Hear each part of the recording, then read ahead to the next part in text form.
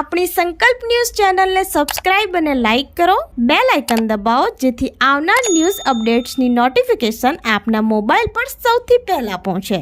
Like, subscribe and share the video. નમસ્કાર દર્શક મિત્રો, હું છું પૂજા ટંડેલ. સંકલ્પ ન્યૂઝમાં આપનું સ્વાગત છે. સમાચારની શરૂઆત કરતા પહેલા એક નજર આજના મુખ્ય સમાચાર ઉપર. કેન્દ્રીય નાણામંત્રી નિર્મલા સીતારમણે રજૂ કરેલ બજેટ અંતર્ગત પ્રબુદ્ધ નાગરિક સંવાદ વાપી ખાતે યોજાયો. વિરોધ પક્ષો દ્વારા ફેલાવાઈ રહેલ ખોટી માહિતી અંગે નાણામંત્રી કનુભાઈ દેસાઈએ વિસ્તૃત ચર્ચા કરી. વડાપ્રધાન નરેન્દ્ર મોદીજીની આગેવાની હેઠળની એનડીએ સરકારનું ત્રીજી ટર્મનું સૌપ્રથમ બજેટ રજૂ કર્યું હતું. કેન્દ્રીય નાણામંત્રી નિર્મલા સીતારમણે રજૂ કરેલા દેશના બજેટ અંગે વિરોધ પક્ષ દ્વારા કરવામાં આવી રહેલા આક્ષેપોના જવાબના ભાગરૂપે હવે કેન્દ્ર સરકાર બજેટના ફાયદાની લોકોને સમજ પડે તે માટે લોકો વચ્ચે જઈ સામાન્ય માણસને પણ બજેટની સમજ પડે તે માટેના પ્રયાસો કરવામાં આવી રહ્યા છે. ત્યારે ગુજરાતના નાણામંત્રી કનુભાઈ દેસાઈએ વાપીમાં કેન્દ્રીય બજેટ વિષય પર વાપી અને વલસાડ જિલ્લાના અગ્રણી પ્રબુદ્ધ નાગરિકો સાથે જ્ઞાન ગોષ્ઠી કરી હતી, જેમાં બજેટના હેતુ અને સરકાર દ્વારા જાહેર કરવામાં આવેલી યોજનાઓની સમજ લોકો સુધી પહોંચે તે માટેના પ્રયાસો કરવામાં આવ્યા હતા. અને વિરોધ પક્ષો દ્વારા ફેલાવાઈ રહેલ ખોટી માહિતી અંગે નાણામંત્રી કનુભાઈ દેસાઈએ વિસ્તૃત ચર્ચા કરી હતી.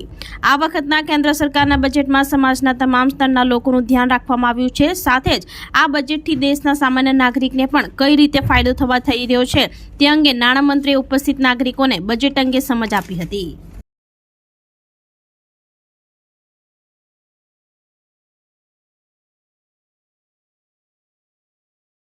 વલસાડ જિલ્લામાં 2 દિવસના વિરામ બાદ ધોધમાર વરસાદ પડતા વાપીના માર્ગો પર પાણી ભરાયા.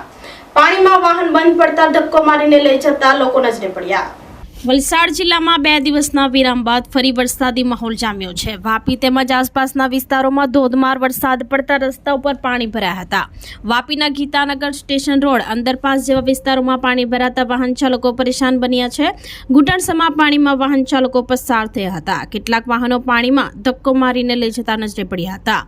વાપીમાં 2 કલાકમાં 2 ઇંચ વરસાદ, કપરાડામાં 2 કલાકમાં 1.5 ઇંચ વરસાદ, તો ધરમપુર અને ઉમરગામમાં અડધો ઇંચ વરસાદ ખાબક્યો હતો. જિલ્લામાં સવારથી વરસાદ પડતા લોકો પરેશાન થયા હતા.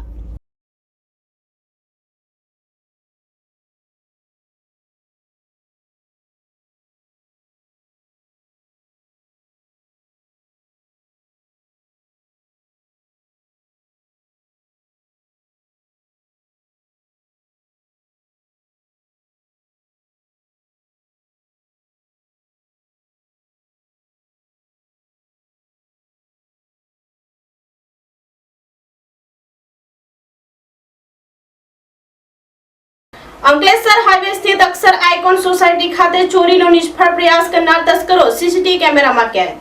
ભરૂચ જિલ્લા તેમજ તાલુકામાં દિવસે દિવસે ચોરીની ઘટનાઓ સામાન્ય બનતી જઈ રહી છે. તસ્કરો બેફામ બન્યા છે. બંધ મકાનોને નિશાનો બનાવી તસ્કરો જિલ્લા તેમજ તાલુકા ખાતે હાહાકાર મચાવ્યો છે. ત્યારે અંકલેશ્વર ભરૂચને જોડતા જૂના નેશનલ હાઈવે ઉપર આવેલ અક્ષર આઇકોન ખાતે ખાખા ખોડા કરતા તસ્કરો સોસાયટીના સીસીટીવી કેમેરામાં કેદ થયા હતા.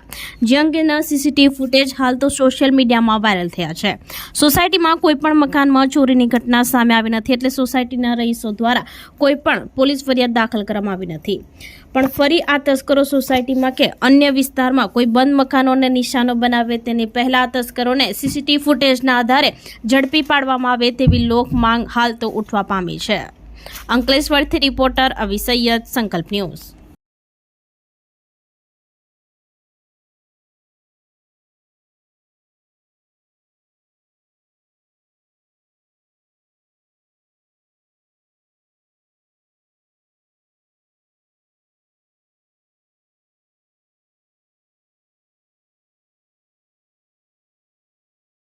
સેલવાસમાં સ્વ સ્વરૂપ સંપ્રદાય દ્વારા વડાપ્રધાન મોદીજીના એક પેડ માં કે નામ કાર્યક્રમ હેઠળ 101 વૃક્ષો વાવ્યા.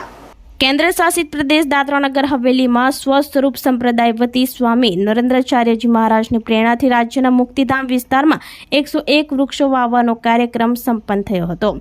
જેમાં દાદરાનગર હવેલી અને દમણ દીવ ભાજપના પ્રદેશ મહામંત્રી સુનિલ પાટીલ સહિત સેંકડો લોકો ઉપસ્થિત રહ્યા હતા. સ્વ સ્વરૂપ સંપ્રદાય વડાપ્રધાન મોદીજીને એક પેડ માં કે નામ કાર્યક્રમ હેઠળ કુલ 700 વૃક્ષો વાવવાનો સંકલ્પ કર્યો હતો અને આ પૃષ્ઠભૂમિ હેઠળ આજે મુક્તિધામ એક્સટેન્શનમાં 101 વૃક્ષો વાવવામાં આવ્યા હતા.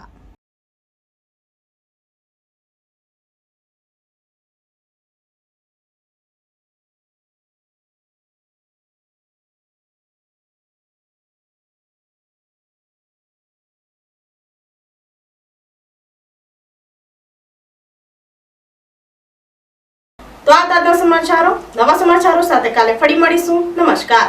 આપણી સંકલ્પ ન્યૂઝ ચેનલને સબસ્ક્રાઇબ અને લાઇક કરો, બેલ આઇકન દબાવો જેથી આવનાર ન્યૂઝ અપડેટ્સની નોટિફિકેશન આપના મોબાઈલ પર સૌથી પહેલા પહોંચે. Like, subscribe and share the video.